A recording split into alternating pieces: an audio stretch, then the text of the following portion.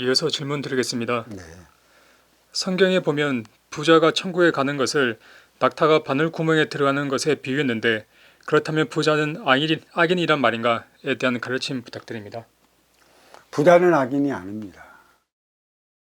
그만큼 받아온 육생의 기본금이 높기 때문에 부자가 된 것이고 저승의 위계도 그만큼 높은 것이에요. 그래서 그 자리에 올라 있기 때문에 부자로 사는 것이죠. 가난한 이들 서민, 이들은 육생의 기본금을 그만큼 약하게 받아왔어요. 어떤 뉴스에 보면 가난의 대물림이라는 소리가 있습니다. 이번 생애에서는 어쩔 수가 없어요. 하층은 중층이 손을 잡아줄 때 그 가난의 대물림에서 벗어날 수 있어요. 이 원리를 모릅니다. 그만큼 무거우면 밑으로 가라앉는 것이고 가벼우면 위로 올라가는 게 근본이에요. 가벼운 천에서 무거운 지가 떨어져 분리되어 대폭발 빅뱅이 일어나서 삼라만상이 형성이 됐고 이 대폭발의 그 잠재물로 말미암아 물질 세계가 형성이 됐어요. 위계가 높다는 것은 그만큼 이승의 삶을 뭐가 어찌 됐던 너를 위한 공적이 있기 때문에 위로 올라간 것이죠. 분명한 것은 저승의 성관이는 천지 대자연의 소임을 부여받았을 때 인간으로서의 환생 윤회권을 주는 것이지 아무나 너 내려가라 너도 내려가라 너 이렇게 내려가는 법은 없어요. 서민층에서도 말미암아 일어나는 것이죠. 왜? 이미 이 지상에는 인간관계 내 앞에 있는 나아기 나름에 달리났다는 작용 반작용의 법칙이 이미 적용되어 있어요. 서민은 중산층을 찾아가게 되어 있는 것이고 중산층은 상층을 찾아가는 구도로 이렇게 천지어버이는 이 시스템을 만들어 놨어요. 이게 상생의 시스템인 것입니다. 부자라는 것은 우리는 이 육생량을 많이 갖고 있는 이들을 얘기를 하는 것이죠. 우리가 그래서 부불 3대라고 얘기를 하지 않습니까? 그 부자 3대 가지 못한다. 우리가 1대 36년, 3대 108년 그게 부불 3대와 연관되어 있어요. 그게 바로 666이라는 것이죠. 1대는 이미 그 개천에서 용날 만큼의 큰 위계로서 가도와 맨주먹으로서 일으킬 수 있는 것이죠. 주어지지 않았는데 어떻게 맨주먹으로 일으켜요? 이거는 이제 좀 깨우쳐줘요. 나는 받아온 게 없어. 너는 받아온 게 있기 때문에 그냥 맨주먹으로 올라가는 것인데 나는 받아온 게 없기 때문에 그렇게 노력해도 여기 바닥을 치는 거야. 그러니까 바닥을 치는 이가 있기 때문에 그대가 그 자리에 올라가서 그 행위를 다 할 수 있다는 걸 착각해 버리는 것이죠. 기본에 너의 걸음이 되어줄 이들이 뭐야? 하층의 하부 구조가 육의 노동을 다 해주기 때문에 중층을 통해 상층의 자리에 앉을 수 있다는 걸 이 부자들은 이 개념을 깨부시고 살아가고 있어요. 그 에너지를 통해 상층의 자리에 올라갔다면 하층에 있는 하부 구조를 어떻게 하나 되어 끌어올릴 것인가, 이 문제를 풀어나가야 하는 게 부자들인 것이죠. 그 자리에 올라갔어요. 어떻게 할 것이에요? 일대는 육생량을 쌓아뒀어요. 물려받은 이대는 뭐가 있냐?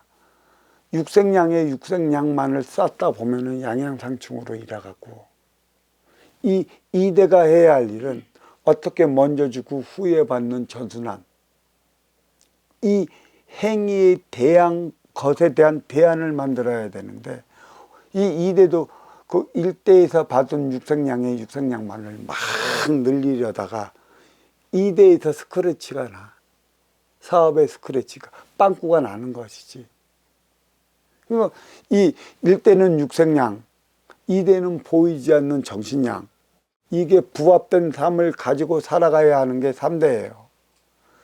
그러니까 네 대에서 망한 따 얘기하는 그 종갓집을 가보면 대부분 3대가 유약하게 이를 데 없어요.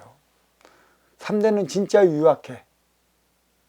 그러니까 1대 할아버지는 악을 쓰고 돈을 꽤 많이 벌어놨는데 2대 아버지는 술 먹고 노름하고 여자한테 빠지고 그 삶을 살아가다가 3대한테 물려줄 게 없는 것이고, 또 때로는 1대가 그 물려준 거에 2대가 육생양을 통해 갖고 막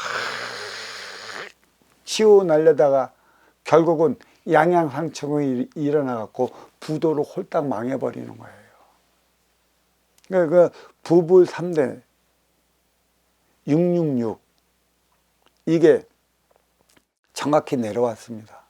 2대가 먼저 주고 후회 받는 선순환의 시스템, 1대를 통해 육생의 기본의 자리에 올랐다면 2대는 정신양, 먼저 주고 후회 받는 선순환의 시스템을 이뤄낸다면 3대는 이 행위만 해도 아무런 문제 없이 살아가요. 부자가 그 바늘 구멍에 들어가는 것보다 더 어렵다. 쓰지 못하기 때문입니다. 그 쓰임의 행위를 다하지 못하는 것이에요. 그렇다고 막 퍼주라고 하는 게 아니에요. 적절히 너한테 퍼줄 때 후에 받을 수 있는 선순환의 행위가 무엇인가. 항상 그 깊이를 잃지 말아야 하는 것이죠. 그들을 위해 살아가게끔 너는 부자로 만들어 놓은 것이죠. 그렇다면 이 육생에 일하는 CEO 부자는 이 선순환에 대한 시스템을 모른다. 그러면 이는 그 오른 다음에 부자로서의 삶을 어떻게 살아가야 하는가, 이걸 깨우치기 위해 선지자를 만나야 하는 것이죠. 그게 찾아가는 게 신앙이고 종교인데, 과연 이 모든 종교적 차원에서 이 선지자들이 먼저 주고 후회 받는 선순환의 시스템을 이해해 나가야 한다라는 진짜 진정성 있는 가르침을 준 곳이 있을까요? 10만 믿고 따르라는 가르침밖에 없습니다. 왜 10만 믿고 따르면 잘 된다는 그런 가르침으로 말미암아 윤회를 하는데 낙타가 바늘 구멍 들어가는 것만큼 어려운 게 천국 행열차라. 천국이나 있으면 모를까. 그 집착에 사로잡힌다는 얘기죠. 이걸 깨우쳐줘야 하는 것이에요. 나를 위해 살아왔다면 너를 위해 살아가야 하는 것인데, 너를 위해 살아가는 행위가 무엇입니까?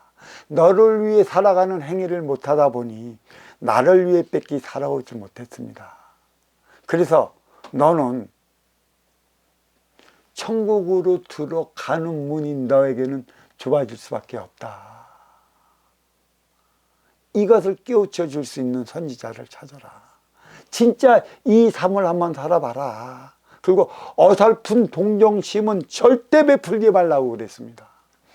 내가 나의 육생의 기본의 자리에 오르기도 전에 아쉬워서 퍼주고 안타깝다 퍼주고 안쓰럽다 퍼주면 이건 순수 내 욕심에서 비롯되는 거예요. 이런 선행도 내가 올라가기도 전에 퍼주기만 한다면 어떻게 되겠습니까?